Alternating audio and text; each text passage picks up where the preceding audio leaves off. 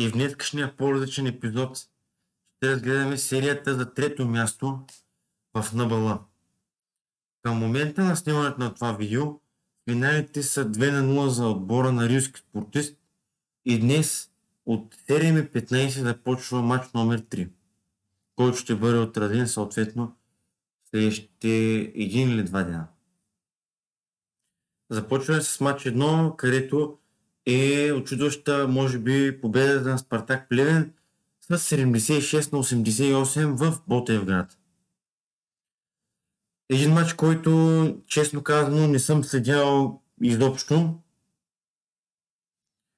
но съм сигурен, че е бил доста интересен за гледане. Сега, от към по-интересни статистики, значи за Балкан играч на матча, по-скоро най-добрият играч на Балкан е бил Константин Тошков с 21 точки, 7 борби, 5 асистенции, коефициент от 35 на полезно действие. Също той има и 6 откраднати топки. След това е дабълът на Джиас Хамилтън.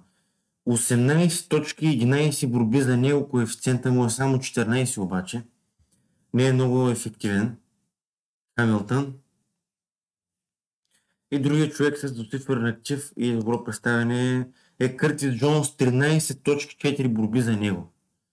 За отбора на Спартак Плевен, обичайните заподозрени, играч на матча е Игор Кесар, MVP-то на редовния сезон. Той е записал 19 точки, 6 борби, 7 асистенции в матча, коефициент от 30.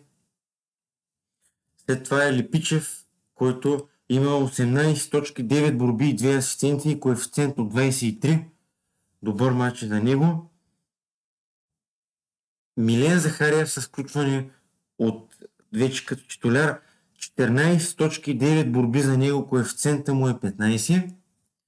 И другият титуляр, който е направил много добър матч, Кристиан Килинг, 17 точки, 3 борби и 7 асистенции, коефициент 19.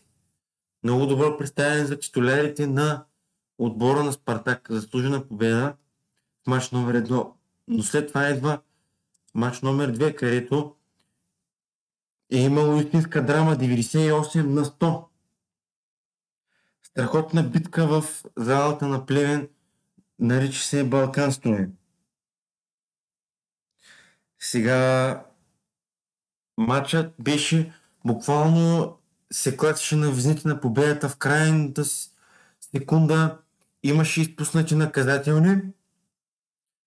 В крайна сметка Тревион Халауей имаше стрелба, при която беше защитена и не се стигна до кош и приключи среща. Много високо резултатен матч.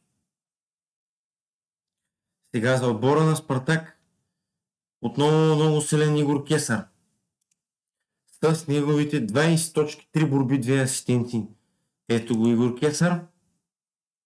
Отново, значи много добро представяне и на Лепичев. 20 точки, 3 борби, 6 асистенции. Обратно. 6 борби, 3 асистенции, коефициент 24 за Лепичев, а Кесар има 26 коефициент на полезно действие.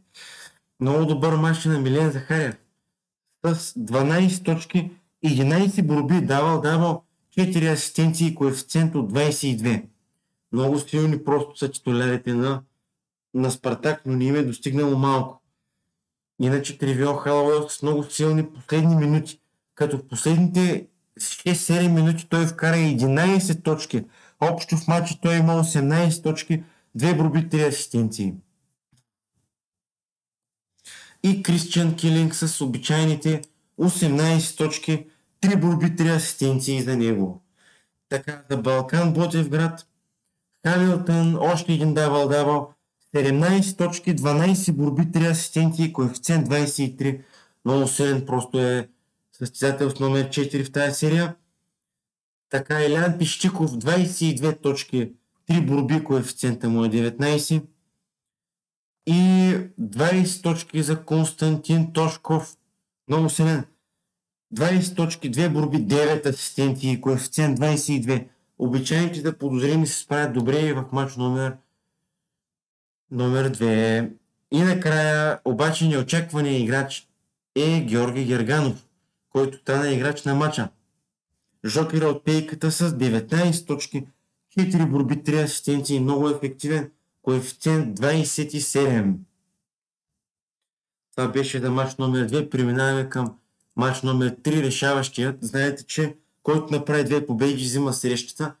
95 на 69, категорично размазване на Балкан. Те са новият бронзов медалист. Новият бронзов медалист в НБЛ, като взимат титлата от Черноморец Бургас. Отново срещу Плевен. Миналата година серията беше до 3 пак се игра и Черноморец печелиха бронзовия медал. Сега пак Плевен са на 4-то място, 2025 година. Така, значи отиваме към нашия любим шот чарт. За отбора на Балкан. Първо ще говорим за Спартак. Доста неприятен мач за Спартак. Най-резултатен е Кристиан Килинг. Отново матч, в който той изпуска 18 точки, от него падат. Има 2 борби и 4 асистенции, не е много ефективен. 11 точки за Милен Захариев. Има и 4 борби. Пак не е ефективен. Липичев. Не е лош матч.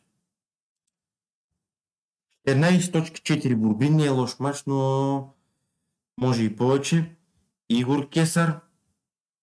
За него слаб матч даже. 10 точки, 7 борби за Игор Кесар. Коефициент е 13. Липичев има коефициент 16. И накрая за Спартак капитанът най-накрая се е включил с 10 точки и 2 борби. Коефициент 14. Обаче за отбора на Балкан. Истинският капитан най-накрая в последния матч от сезона си казва думата.